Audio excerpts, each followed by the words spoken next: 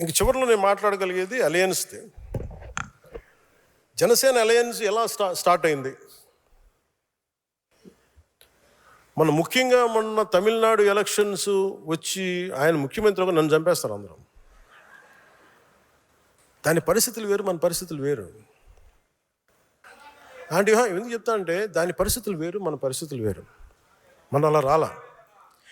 నేను ఒక పార్టీని ప్రజలకి మార్పు తీసుకురావాలన్న దాంట్లో వచ్చాను. నేను గద్దర్ గారిని చూసాను దగ్గరుండి, నక్సలిజంని చూసాం. ఒక ఆశయాన్ని నమ్మి వెళ్ళిపోయి చాలా బలమైన యువత చనిపోతే చాలా బాధ కలిగింది. అంటే ఒక భావజాలాన్ని తీసుకెళ్లేటప్పుడు పదవులు వీటన్నిటికంటే కూడా భావజాలాన్ని పట్టుకోవాలని ఒక దాంతో దాకా తీసుకొచ్చాను. ఇది తీసుకొచ్చినప్పుడు అంటే నేను ఇక్కడ ఉన్న నాయకులందరూ ఉన్నారు. మీ అందరికీ మొన్న ఎలక్షన్ తర్వాత మీ అందరూ ఒక మైండ్లో ఒకటి ఉంది.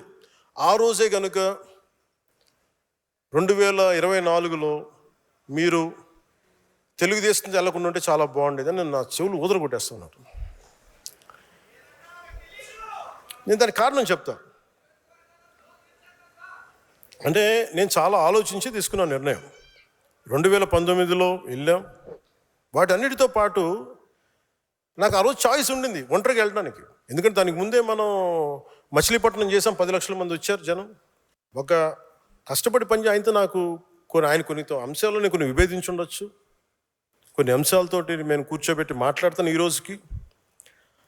అలాంటిది ఆయన జైల్లో పెట్టినప్పుడు అది ఒక కీలకమైన పరిస్థితి అది. ఎందుకంటే ఆంధ్రప్రదేశ్కి ఎప్పుడూ సమస్య. చెన్నై నుంచి విడిపోయాం, కర్నూలుకి వెళ్ళాం, కర్నూలు నుంచి హైదరాబాద్కి వెళ్ళాం, హైదరాబాద్కి వెళ్తే ఇక్కడ లేదు. పోనీ ఇక్కడైనా ఓకే తెలంగాణలో గొడవ ఉంది, ఆంధ్రప్రదేశ్ మనం తమిళనాడులో గొడవ ఉంది పోనీ ఇక్కడైనా బాగుంటారా అంటే 3 రాజధానులు అంటారు. ఉన్న రాజధాని నచ్చదు, 12 బోర్ గన్ను ఏదో ఉంటాయి. ఇవన్నీ అంటే నేను అనేది ఆంధ్రప్రదేశ్కి ఎప్పుడూ ఒక ఏకత్వం లేదు. అలాంటిది నేనేం చేశాను, నిర్ణయం తీసుకోవాలంటే నేను స్వార్థంగా వెళ్ళిపోయి ఉండొచ్చు. నాకు చాయిస్ ఉండింది ఆ రోజున. ఆయన కలిసినప్పుడు నేను జైలు నుంచి బయటకు వచ్చి ఏం చెప్పుండొచ్చు, బయటికి రావాలని నేను కోరుకుంటున్నాను, వారికి మా మద్దతు ఉంటుందని చెప్పి నేను ఇండివిజువల్గా వెళ్ళిపోయి ఉండొచ్చు. కానీ నాకు మనసుకు అలా అనిపించలే. పాప ఆయన జైల్లో చూసాం.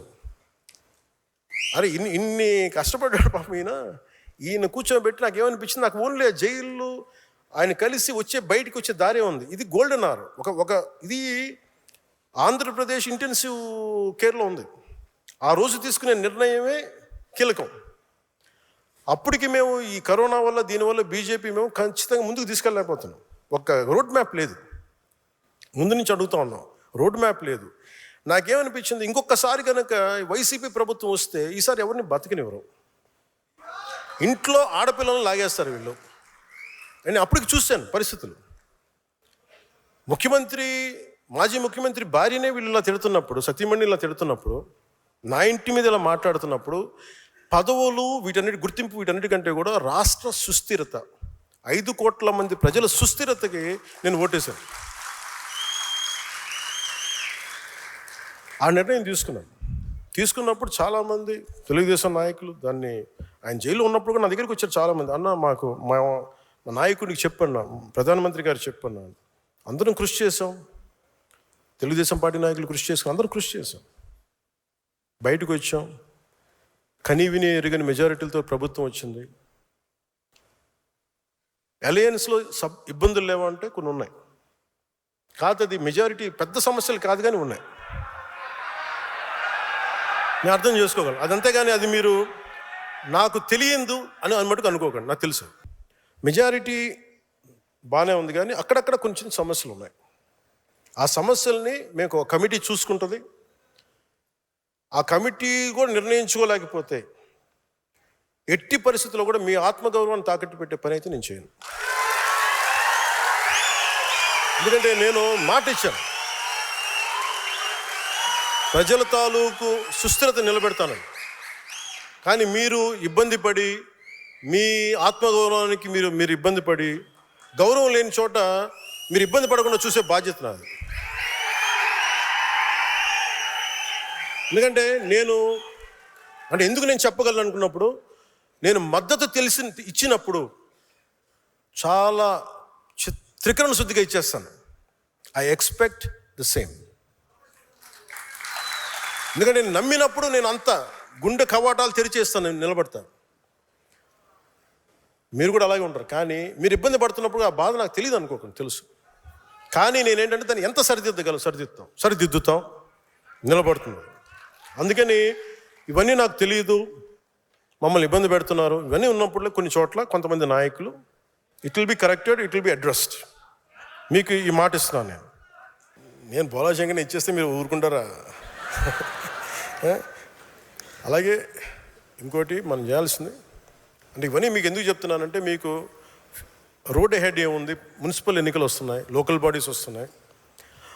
ఉదాహరణకి లోకల్ బాడీస్లో మన ఆంధ్ర కాదు కానీ శ్రీమతి అరూరి విజయలక్ష్మి గారు కౌన్సిలర్గా నేరేడుచర్ల నల్గొండ జిల్లా గెలిచారు.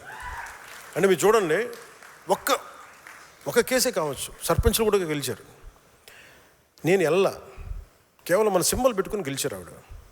అలాంటిది ఆంధ్రప్రదేశ్లో ఇంత బలం ఉన్నప్పుడు మీరు ఎంత బలంగా పోరాటాలు చేయాలి. మీరు వైసీపీ టైంలోనే మీరు రోడ్ల మీదకి వచ్చి నామినేషన్స్ వేయలేని పరిస్థితులు కూడా మీరు నామినేషన్ వేసి నిలబడ్డారు. ఈసారి నేను అందుకనే మా నాయకులందరినీ పంపించాను ఈ కమిటీ కోసం. ఈసారి కమిటీలో నేను కూర్చుంటాను. ఎందుకంటే నేను 12 సంవత్సరాల తర్వాత నేను కూర్చోబెట్టి నేను మీ బాగోగుల కోసం నేను కూర్చుంటాను. ఇప్పుడు దాకా నేను అడ్మినిస్ట్రేషన్ ఇవన్నీ కూర్చున్నా, అర్థం చేసుకున్నా.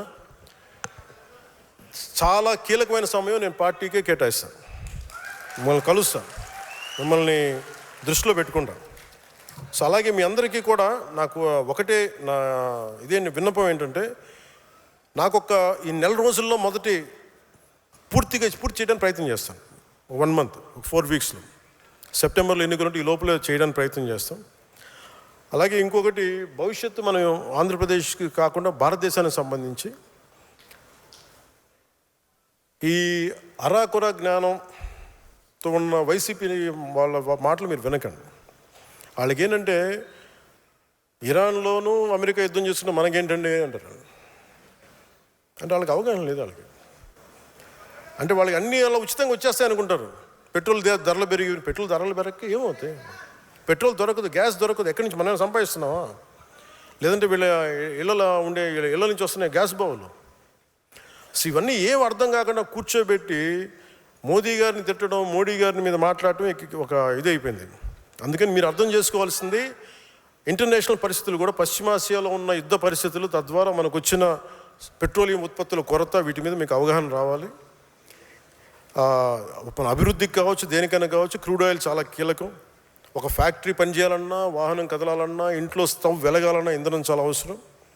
ఈ ఇరాన్, ఇరాక్, అమెరికా, ఇజ్రాయెల్ మధ్య నెలకొన్న యుద్ధ వాతావరణం, హర్మూజ్ జలసంధి వంటి కీలక మార్గాలు కేవలం 2 నెలలు మూసివేస్తే ప్రపంచం ఎలాంటి సంక్షోభాన్ని మనం చూస్తూ ఉన్నాం. ఇప్పటికి డీజిల్ ధరలు పెరిగిపోతూ ఉన్నాయి. అందుకే గౌరవ ప్రధానమంత్రి గారు దూరదృష్టితోటి సమర్థమైన విధానాల వల్ల ఇప్పటి వరకు భారత్ పెద్దగా ఇబ్బందులు ఎదుర్కోలేదు. కాకపోతే ఆయన నిన్న ఈ మధ్యన చెప్తున్నది ఏంటంటే, యుద్ధ పరిస్థితులు మరిన్ని రోజులు కొనసాగితే మనం కూడా ప్రభావితమయ్యే అవకాశం ముందు చూపుతే ఇంధన వినియోగాన్ని తగ్గించాలని దేశ ప్రజలకైనా సూచించారు. సో మనం కూడా, మీరు 10 సార్లు వెళ్ళాల్సింది తగ్గించుకోండి, కనీసం 2 సార్లు తగ్గించండి. కుదిరినప్పుడల్లా ఫ్రెండ్స్ మీటింగ్స్ ఉంటే మీరు ఫోన్స్ ద్వారా మీటింగ్ లేదని ఉంటే, అంటే సాధ్యమైనంత మేరకు ఇంధన పొదుపు చాలా చాలా అవసరం. అలాగే జనసేన పార్టీ తరఫున రాష్ట్ర ప్రజలందరికీ కూడా విజ్ఞప్తి చేస్తూ ఉన్నాను, దేశ ప్రయోజనాలను దృష్టిలో పెట్టుకొని కొంతకాలం పాటు పెట్రోల్ వినియోగాన్ని తగ్గించాలి. అనవసర ప్రయాణాలని వీలైనంత వరకు నివారించడానికి ప్రయత్నం చేయాలి. అలాగే విదేశ మారక ద్రవ్య నిల్వలను పరిరక్షించుకోవాల్సిన అవసరం కూడా ఉన్నదా. కొద్ది రోజుల పాటు బంగారం కొనుగోళ్లను కొంత వాయిదా వేసుకుంటే దేశ ఆర్థిక వ్యవస్థ మీద భారం తగ్గించే ప్రయత్నంలో మనం కూడా భాగస్వాములు అవ్వాలని మనస్ఫూర్తిగా కోరుకుంటా ఉన్నాం. అండ్ ఎందుకంటే మనం హైయెస్ట్ ఇంపోర్టర్స్ ప్రపంచంలో గోల్డ్.